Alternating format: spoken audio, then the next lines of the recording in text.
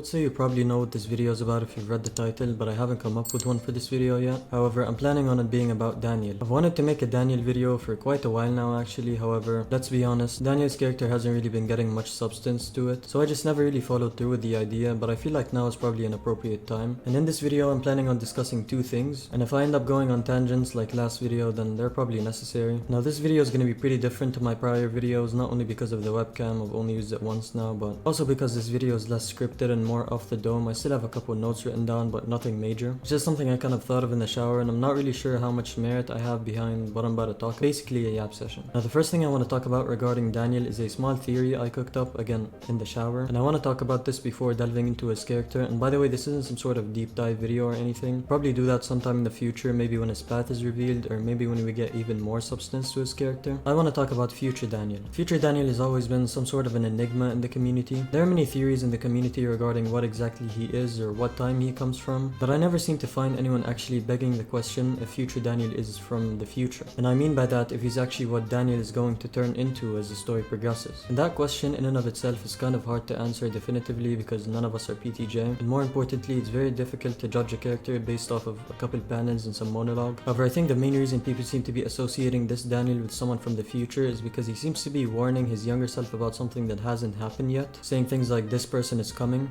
I mean, he didn't say that, but you know. However, Daniel never explicitly states he's from the future, and that alone of course isn't a meritable basis to doubt that he is from the future, but this is mainly where my little theory begins. And it's not exactly a theory, it's more of just a rant. Think of it as a yap session between me and you. What if this future Daniel guy isn't actually from the future? Now when I say the phrase the future, I don't mean actually the future, I mean the perception that the fan base has around future Daniel, which is the person our current Daniel is going to turn into as the story develops. If you recall what Daniel said, which I mentioned earlier, he warned Daniel about something that hasn't happened yet, and from his face we can sort of tell that he has a disappointed look of sort of discontent. And that may be the reason he needs to warn his younger self about something that hasn't happened yet, because he knows life is not just going to be cookies and cream. However, when we make this realization, we also have to kind of point out that that would mean this Daniel isn't future Daniel, because again, if he came from the future in the current timeline Daniel is living in right now, that would leave us with two outcomes, two potential paths that PTJ could take this. The first path would be supposing everything went right, and that would subsequently beg the question of how is Daniel warning his younger self if everything went right? Because think about it this way, if he's from the current timeline, that means if everything is going to go right with our current Daniel, that would have to mean that everything went right with the Daniel in the past. And if we're assuming everything went right because future Daniel warned younger Daniel and he took the warning into account and actually took action, that would then beg the question of how was he able to warn himself if everything went right? Because again, they have lived through the same timeline, meaning if everything goes right with our current Daniel, that would mean that everything has went right with the Daniel that's warning us, future Daniel. So if everything went right with him, why would he need to warn his younger self? That might have been slightly messy, I don't really think I worded my thoughts there correctly, but if you get what I mean, then you get what I mean. Now there is another path that PTJ could take this, which is the scenario that not everything goes right. Let's assume Kite and his forces actually do end up being successful and Daniel fails his plan. Wouldn't that mean that Lookism is a loop? Because if everything went wrong with the current Daniel, that would mean that everything went wrong with the future Daniel that is currently warning younger Daniel. Now that would answer the question as to why he needs to warn himself. However, if they are living in the same timeline, that would mean that he would end up warning himself in the future again. And that would also mean that that version of Daniel would need to warn his younger self, and that version would need to warn its younger self. So we're just reading loopism now. Now that seems to have created some sort of paradox in my head while I was showering at least. And both possibilities leave me thinking that this Daniel isn't from the future, he's just from an alternative universe that has seen a bad future of Daniel, and that's why he needs to warn his younger self about it. However, I do not think that these Daniels have lived the same timeline, meaning our definition of future Daniel isn't exactly accurate. And this version of Daniel that we saw in the workers arc, whom we call future Daniel, isn't actually the person Daniel is gonna turn into. He's just an alternate version of Daniel that's actually making sure